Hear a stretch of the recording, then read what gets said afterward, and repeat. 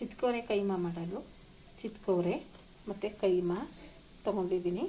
ಅದಕ್ಕೆ ಬೇಕಾಗಿರೋಂಗೆ ಈರುಳ್ಳಿ ಮೊದಲು ರುಬ್ಬಲು ಈರುಳ್ಳಿ ಹಾಕ್ಕೊಂಡಿದ್ದೀನಿ. ಅದ್ರ ಜೊತೆಗೆ ಸ್ವಲ್ಪ ಶುಂಠಿ ಹಾಕೋತೀನಿ ಮತ್ತು ಕೊತ್ತಂಬರಿ ಸೊಪ್ಪನ್ನ ಹಾಕೋತಾ ಇದ್ದೀನಿ. ಮನೆಯಲ್ಲೇ ಮಾಡ್ಕೊಂಡಿರೋ ಖಾರದ ಪುಡಿ, ಧನಿಯಾ ಪುಡಿ ಮತ್ತು ಹಸಿಮೆಣಸಿನ್ಕಾಯಿ ಪುಡಿ, ಬ್ಯಾಡಗೆ ಮೆಣಸಿನ್ಕಾಯಿ ಸೇರಿ ಇದನ್ನು ಖಾರದ ಪುಡಿ ಮಾಡ್ಕೊಂಡಿದ್ದೀವಿ.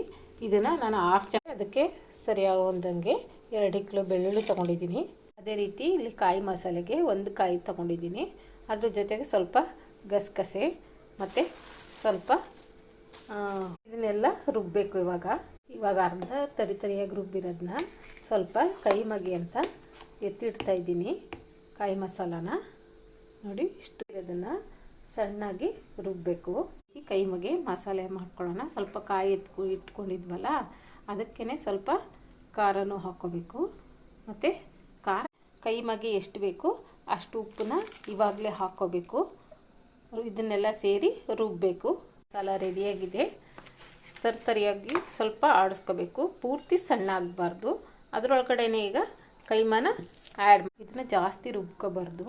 1 ಸುತ್ತು 2 ಸುತ್ತು ಅಷ್ಟೇ ಚಿಕನ್ ಕೈಮಾ ಆಗಿರೋದ್ರಿಂದ.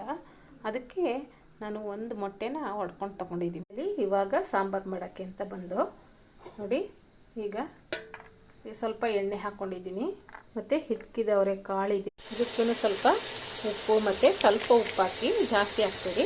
ಮತ್ತು ಅಡುಗೆ ಅರಿಶಿಣದ ಪುಡಿ ಸ್ವಲ್ಪ ಹಾಕ್ಕೊಳ್ಳೋಣ. ಮೊದಲೇ ರುಬ್ಬಿಟ್ಕೊಂಡಿರೋಂಥ ಈರುಳ್ಳಿ, ಶುಂಠಿ ಮತ್ತು ಸಾಂಬಾರು ಸೊಪ್ಪು 3 ಆಡಿಸ್ಕೊಂಡಿರೋಂಥ ಖಾರನ ಇದಕ್ಕೆ ಹಾಕಿ, ಕಾಳೆಲ್ಲ ನೀಟಾಗಿ ಸುಂಡೈತೆ. ಇವಾಗ ಖಾರ ಆಡಿಸ್ಕೊಂಡಿದ್ವಲ್ಲ, ಬೆಳ್ಳುಳ್ಳಿ ಮತ್ತು ಖಾರದ ಪುಡಿ, ಅದನ್ನು ಹಾಕಿ ನೀಟಾಗಿ ಖಾರ ಎಲ್ಲ ನೀಟಾಗಿ ಒಗ್ಗರಣೆ ಎಲ್ಲ ಆಯಿತು ಅಂದಮೇಲೆ ಅದಕ್ಕೆ ಸ್ವಲ್ಪ ನೀರು ಸೇರಿಸಿ ಸ್ವಲ್ಪ ಕಾಳನ್ನು ಬೇಯಿಸ್ಕೊ. ಖಾರ ಬೇಯೋ ತನಕ ಸ್ವಲ್ಪ ಟೈಮ್ ಇರುತ್ತಲ್ಲ, ಆವಾಗ ಈ ಮಸಾಲೆ ಆಗೈತಲ್ಲ ಕೈಮಾ ಉಂಡೆದು, ಅದನ್ನು ಸಣ್ಣ ಸಣ್ಣ ಉಂಡೆಗಳಾಗಿ ಮಾಡಿಕೊಂಡು ಎಲ್ಲ ಬೆಂದೈತೆ. ಇವಾಗ ಕಾಯಿ ಆಡಿಸ್ಕೊಂಡಿರ್ತೀವಲ್ಲ ಮಸಾಲೆ, ಕಾಯಿ ಮತ್ತು ಚಕ್ಕೆ ಮಸಾಲೆ, ಅದನ್ನು ಸೇರಿಸ್ಕೋಬೇಕು. ಸಾಂಬಾರು ಎಷ್ಟು ಗಟ್ಟಿ ಬೇಕು ಅಷ್ಟನ್ನು ನೀರನ್ನ ಆ್ಯಡ್ ಮಾಡ್ಕೊಳ್ಳಿ. ಇವಾಗ ಅದಕ್ಕೆ ರುಚಿಗೆ ತಕ್ಕಷ್ಟು ಉಪ್ಪು, ಸ್ವಲ್ಪ ಬೆಂದು ಕುದಿ ಬರುತ್ತಲ್ಲ, ಆವಾಗ ಉಂಡೆಗಳನ್ನ ಮೆಲ್ಲೆ ಸೈಡಾಗಿ ಬಿಡಬೇಕು. ಈಗ ಸಾಂಬಾರೆಲ್ಲ ಆಗೈತೆ. ಇದಕ್ಕೆ ಮೇಲೆ ಸ್ವಲ್ಪ ಕೊತ್ತಂಬರಿ ಸೊಪ್ಪನ್ನ ಹಾಕಿದ್ರೆ ಚೆನ್ನಾಗಿರುತ್ತೆ.